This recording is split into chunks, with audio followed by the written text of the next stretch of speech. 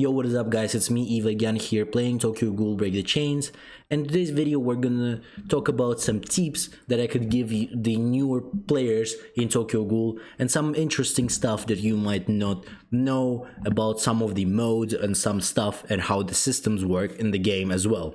So first thing, this might be a little bit more of an known thing for everyone, even for the newer players can understand it probably, but there's sometimes some confusion going on. So in the Diamond Spring, whenever you are gonna open this, usually newer players, I don't think they get it instantly, but after like 1 or 2 banners you should be getting this as well. So in here you should always pick at 48-hour ones because they give you more value. So if you pick the instant diamond exchange, so you're going to put your 500 diamonds and you're going to get a random reward.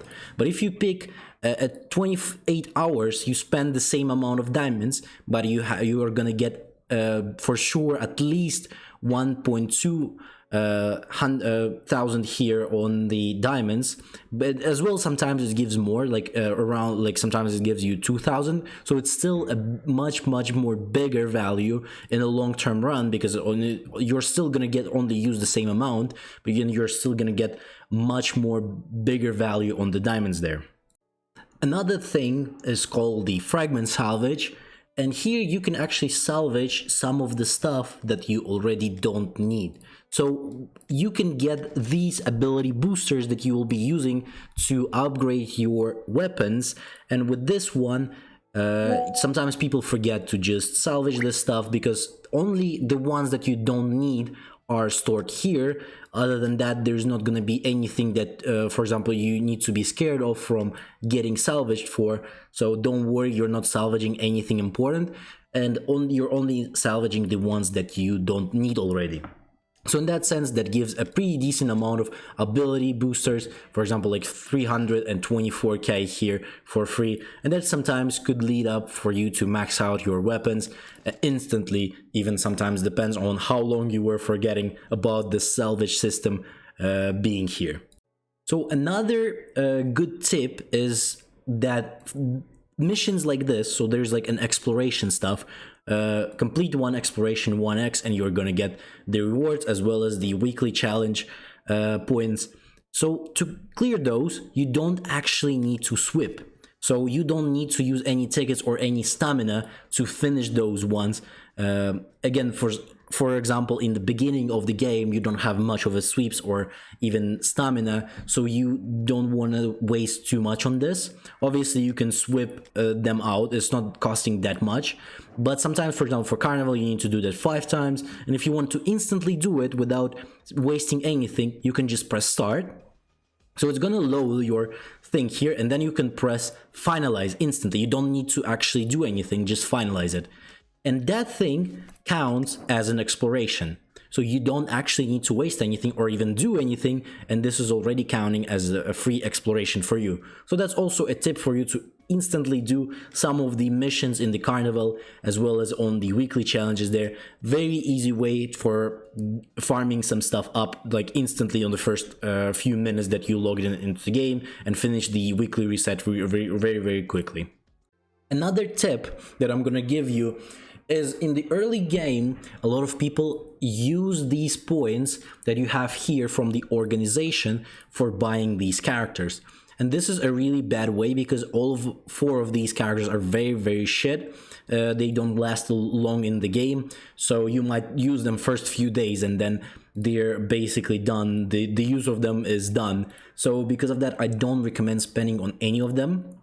And instead, you should be using your stuff to buy these every week after they reset, as well as you need to buy these ones whenever the Carnival starts. So for example, if your first Carnival is Arima, you can buy a lot of these promotion stones from here.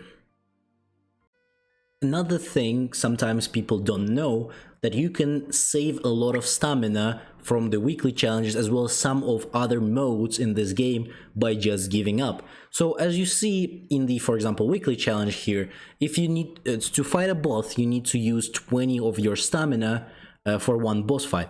But if you start a battle and then you click give up if for example if your run wasn't successful before the end of the battle, if you click give up and go back, you will not lose any stamina. So that's really helpful when you're going for that a lot of reruns. Whenever you're doing that 10 or 20 times, you're just not going to lose any stamina because of that. And that's really efficient way for you, especially in the early game when you don't have much of a batteries. That's really good for you to save your stamina to do other stuff, for example like chain campaign rushes, when you're going to put it on your auto clicker and you just wait for it.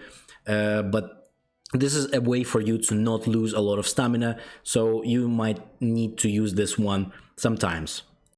Another more known thing, but still some of the newer players might not know about this, but you can actually get a free friendship points by doing the conquest battles. So you go for any boss fight that there is out there, then you press on an invite, and if you do this with a friend of yours, so you need to do the real time and invitation, and then both of you need to do it in real time. And if you do that, you will get a free a few, maybe 1,000 or so. I think you're getting friendship points that could be exchanged in the friendship exchange as well. So in that store you can buy some batteries, some crystals, all of that stuff you can buy in there. So this is a very good way. You can do it once a day.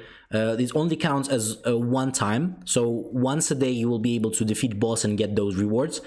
Previously it was infinite, but now it's not that as much anymore, so you only can do it once a day.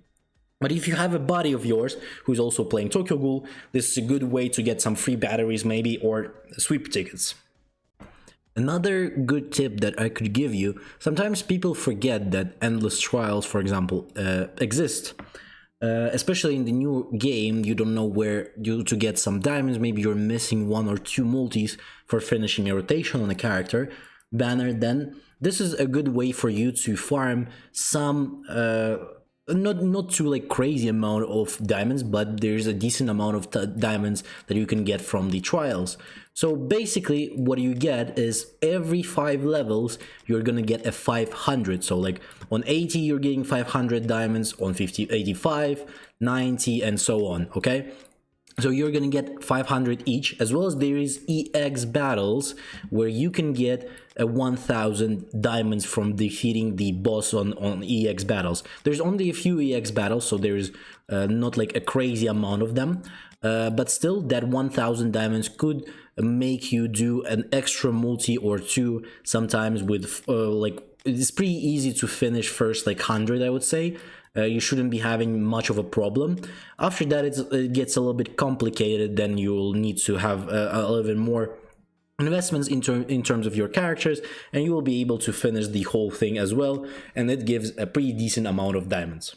Other than that, don't forget to like, subscribe, leave a comment, as well as I stream every day, so tune in for the streams if you want to have some fun and just talk about Tokyo Ghoul or other gacha games as well. And join the Discord and join me on the TikTok. I have a TikTok account that I made, so would love to see your support in there. And on the Discord I always post notifications beforehand for the stream, so you don't miss anything. So as well as you can ask any questions in the Discord there below if you have any. Other than that, hopefully you have a great day, and I'll see you on the next one.